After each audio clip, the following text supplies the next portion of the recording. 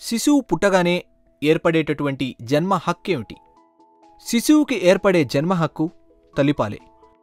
అవును, తల్లిపాలు పట్టడం ఎంత ముఖ్యమో, ఎంత అనివార్యమైన అంశమో మీలో చాలామందికి తెలిసే ఉంటుంది. అయినా తల్లిపాలు పట్టడం అన్నది ఎంత ముఖ్యమైన విషయమో, అలాగే తల్లికి శిశువు కూడా ఎంత ప్రయోజనకరమైందో తెలుసుకుందాం. ఒక శిశువు పుట్టిన గంటలోపు తల్లిపాలను పట్టడం మొదలు పెట్టాలని బలంగా సిఫార్సు చేయబడుతోంది.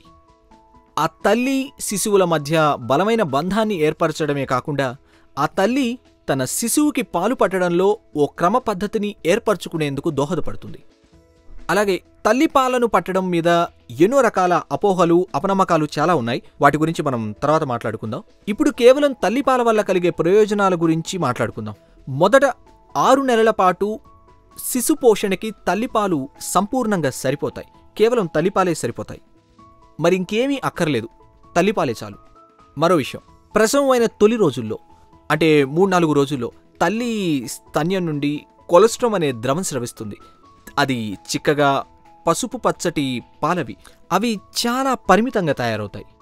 చాలామంది తల్లులు ఇవి శిశువుకి సరిపోకపోవచ్చని, దీనిని బయట పారబోయాలని ఇలా ఎన్నెన్నో అనుకుంటూ ఉంటారు. మీకు అసలు విషయం చెప్తాను, ఈ పాలు అమూల్యమైనవి. కొలెస్ట్రాల్లో శిశువు మొదటి రోజులకు అవసరమైన ఎంతో ముఖ్యమైన పోషకాలుంటాయి. అవి శిశువుకి ఎంతో ఉపయోగపడతాయి. అందులో ఇమ్యూనోగ్లోబులిన్స్ ఉంటాయి.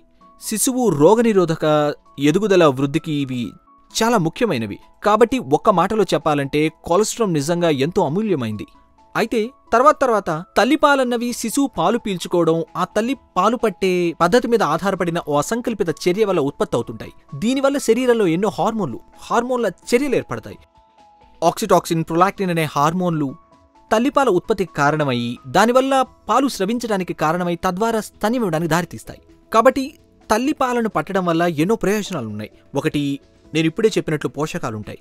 ఇక మొదటి 6 నెలల పాటు శిశువుకి ఒక్క చుక్క నీళ్లు కూడా ఇవ్వకూడదని సిఫార్సు చేస్తారు. ఎందుకంటే నీళ్ల అవసరం ఉండదు. ఇక రెండవది, కేవలం తల్లిపాల మీద పెరిగిన శిశువుల జీవితకాలంలో ఇన్ఫెక్షన్లు సోకే అవకాశాలు తక్కువని, అలాగే ఎలర్జీలు సోకే అవకాశం కూడా తక్కువని నిరూపించబడింది. అలాగే ఎలర్జీలు సోకవని, రోగనిరోధక శక్తి ఉంటుందని నిరూపించబడింది.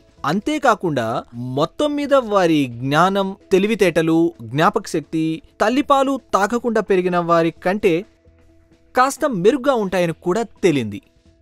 అలాగే కేవలం తల్లిపాలు తాగేవారిలో శిశు మరణాలు కాస్త తక్కువగా ఉన్న విషయాన్ని కూడా మనం ప్రత్యేకంగా చెప్పుకోవాలి.